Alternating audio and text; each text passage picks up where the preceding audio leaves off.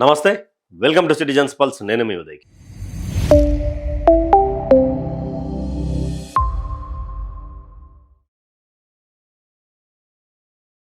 ఆర్ఎస్పిపై పగ ఎవరిది?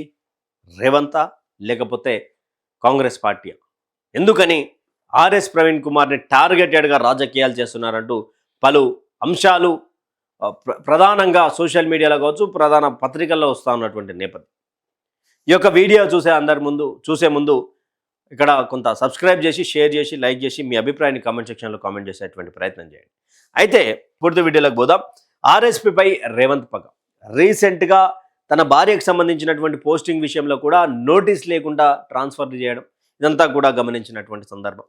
ఆ తర్వాత ఐపీఎస్ అధికారిగా ఉన్నటువంటి ఎవరు ఆర్ఎస్ ప్రవీణ్ కుమార్ 2021లో విఆర్ఎస్ తీసుకొని పక్కకు జరిగినటువంటి నేపథ్యంలో రాజకీయంగా తన కెరియర్ని మరోసారి పునర్జన్మగా రాజకీయాన్ని తీసుకున్నాడు. బీఎస్పీ పార్టీ రాష్ట్ర అధ్యక్షునిగా ఒక 2 సంవత్సరాల పాటు ఆర్ఎస్ ప్రవీణ్ కుమార్ బహుజన దళిత బిడ్డలలో నిలిచిపోయినటువంటి ప్రయత్నం చేశారు. తర్వాత రాజకీయ పరిణామాలు, ఆయన సిర్పూర్ కాగజ్నగర్ నుంచి పోటీ చేయడం, ఓడిపోయిన అనంతరం బీఆర్ఎస్ పార్టీలో జాయిన్ అవ్వడం, అక్కడ ఒక మంచి పదవిలో ఆ బీఆర్ఎస్ పార్టీకి అంటే రాజకీయంగా ఎదుగుదలను కోరుకుని బీఆర్ఎస్లోకి వెళ్ళిపోయినటువంటి నేపథ్యంలో అక్కడ గతంలో ముఖ్యమంత్రి గారు కూడా అన్నారు, ఆర్ఎస్ ప్రవీణ్ కుమార్ వచ్చుంటే టీజీపీఎస్సీ చైర్మన్ ఇద్దామని అనుకున్నాం, ఎన్నోసార్లు అడిగినా కూడా రాలేదు, వచ్చి ఉంటే బాగుండేదని చెప్పేసి కూడా మాట్లాడినటువంటి విషయం. అయితే ఇప్పుడు గొంతుల ముళ్ళులాగా ఆర్ఎస్ ప్రవీణ్ కుమార్ కాంగ్రెస్ పార్టీకి మారిండా? ప్రతిసారి చెలిపేందుకు గొంతుల ముళ్ళు ఎట్లా చేస్తుంటుంది, ఏమని తిందామని కూర్చుకుంటుంటుంది, ఏమంది ఆయన కూర్చుకుంటుంటారు. అట్లా ఆ విధంగా కాంగ్రెస్ పార్టీకి నిద్రపోకుండా చేస్తున్నటువంటి ఆర్ఎస్ ప్రవీణ్ కుమార్ మీద కుట్రలు ఏమైనా జరుగుతున్నాయా అనేది కూడా పెద్ద ఎత్తున సోషల్ మీడియాలో ఈ యొక్క సంచలనమైనటువంటి వార్త ఎవాపరేట్ అవుతా ఉన్నది. చాలా వరకు సోషల్ మీడియాలో చక్కర్లు కొడతా ఉన్నది. ఏమైంది అంటే, గతంలో తన భార్యకు సంబంధించినటువంటి పోస్టింగ్ విషయంలో అదే జరిగింది. తర్వాత ఈరోజు ఆయనకు సంబంధించినటువంటి బుల్లెట్ ప్రూఫ్ వాహనాన్ని తొలగించాలని చెప్పేసి హోంశాఖ మంత్రిగా ఉన్నటువంటి రేవంత్ రెడ్డి తీసుకున్నటువంటి నిర్ణయం ఇది.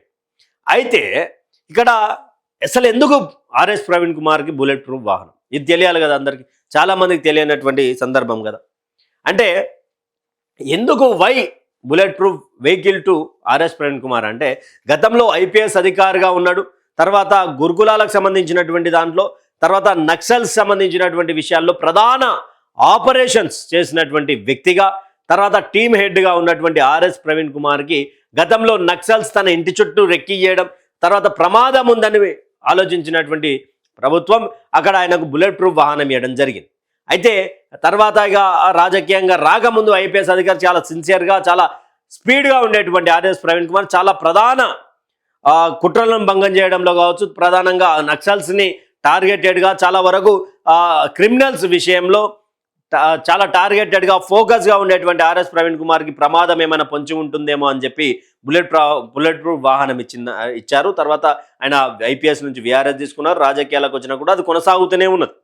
అయితే ఆ కొనసాగింపులో భాగంగా ఇప్పుడు కాంగ్రెస్ పార్టీ చేసేటువంటి ప్రతి అంశం మీద, అది కన్నెపల్లికి సంబంధించినటువంటి మోటార్ల విషయం కావచ్చు, తర్వాత బండి సంజయ్ కుమార్కి సంబంధించినటువంటి ఫోక్సో చట్టం కేసు కింద కావచ్చు, షాబాద్కి సంబంధించినటువంటి ఫోక్సో నిందితుడు 6 మందిని మర్డర్ చేసినటువంటి విషయంలో కావచ్చు, ప్రతి ఒక్క విషయంలో ఆర్ఎస్ ప్రవీణ్ కుమార్ తన గలాన్ని విప్పుతూ, ఆ యొక్క గలాన్ని విప్పుతున్నటువంటి నేపథ్యంలో ఆర్ఎస్ ప్రవీణ్ కుమార్కు బ్రేకులు వేయాలంటూ అక్కడ కొత్తగా గతంలో తన భార్యకు సంబంధించినటువంటి విషయంలో, అక్కడ ట్రాన్స్ఫర్కి సంబంధించినటువంటి విషయంలో కూడా నేను భయపడను అని చెప్పేసి ఆర్ఎస్ ప్రవీణ్ కుమార్ చెప్పడం, ఆ తర్వాత ఏం చేయాలి అనే కోణంలో ప్రభుత్వం ఆలోచించి ఈరోజు బుల్లెట్ ప్రూఫ్ వాహనాన్ని రద్దు చేయాలా, లేకపోతే అంటే ప్రభుత్వం మీద భారమా, ఏదో మాట్లాడుతూ ఉన్నటువంటి నేపథ్యంలో ఇక్కడ ఆర్ఎస్ ప్రవీణ్ కుమార్కి సంబంధించినటువంటి విషయంలో బుల్లెట్ ప్రూఫ్ వాహనాన్ని తొలగించాలని చెప్పేసి మాట్లాడితే, ఇక్కడ ఇమ్మీడియట్గా హైకోర్టు వద్దకు ఇక్కడ పోయిండు. ఎవరు పోయారు?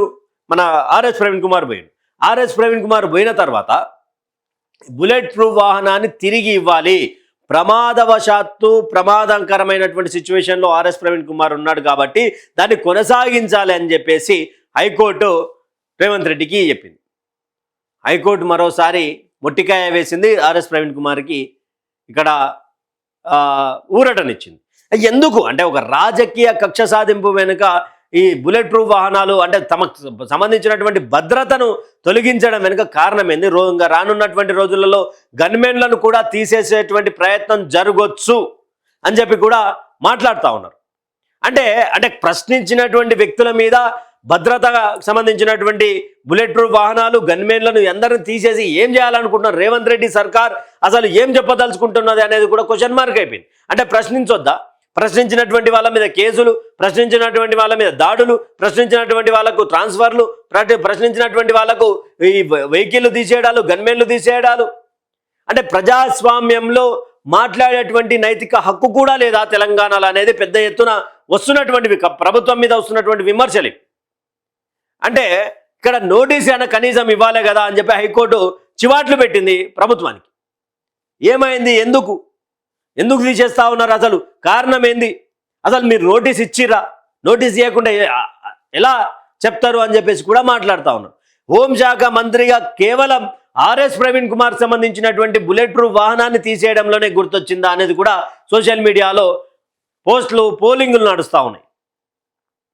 మీ యొక్క అభిప్రాయాన్ని వాళ్ళు చెప్తున్నటువంటి నేపథ్యంలో అంటే ఇది తప్పు జరుగుతా ఉన్నది, ఇది కరెక్ట్ కాదు అని చెప్పేసి నిద్రలో కూడా ఆర్ఎస్ ప్రవీణ్ కుమార్ కాంగ్రెస్ నేతలు పడుకొని అన్నటువంటి సందర్భాన్ని చూస్తూ ఉన్నాం. ప్రతిపక్షంలో ఉన్నటువంటి వ్యక్తి నిద్రపోకుండా చేస్తూ ఉన్నటువంటి నేపథ్యం. తర్వాత గతంలో రేవంత్ రెడ్డి మాట వినలేదు, ఒక రండి పార్టీలకు టీజీపీఎస్ చైర్మన్ ఇస్తానో కూడా వినలేదు, అందుకే ఈరోజు ఇలా ఉంది పరిస్థితి అని చెప్పేసి కూడా చాలా వర్గాల్లో ఒక చర్చ జరుగుతూ ఉన్నది. చాయ్ బండ్ల కాడ కావచ్చు, వివిధ రకాలుగా కొన్ని చోట్లలో. అంటే ఏం చేయాలనుకుంటున్నారు? చాలా వరకు గన్మెన్లను తగ్గించుడు, తర్వాత ఇదంతా మీరు కూడా ప్రతిపక్షంలోకి వస్తారు కదా రేవంత్ సార్. అంటే వాళ్ళు ప్రభుత్వంలోకి వచ్చినాక ఇదే జరిగితే తట్టుకుంటారా?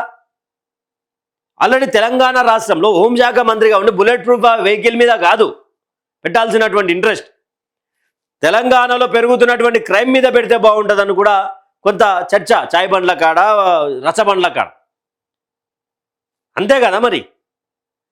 మర్డర్లు అవుతా ఉన్నాయి, ఫోక్సో కేసులు అవుతా ఉన్నాయి, ఫోక్సో నిందితుడు బయటికి వచ్చి చంపినటువంటి సందర్భాలు చూస్తూ ఉన్నాం, బెయిల్ వస్తూ ఉన్నాయి, మానభంగాలు జరుగుతూ ఉన్నాయి, రోడ్ల మీద మర్డర్లు జరుగుతూ ఉన్నాయి, రోజుకి క్రైమ్ రేట్ పెరుగుతూ ఉన్నది.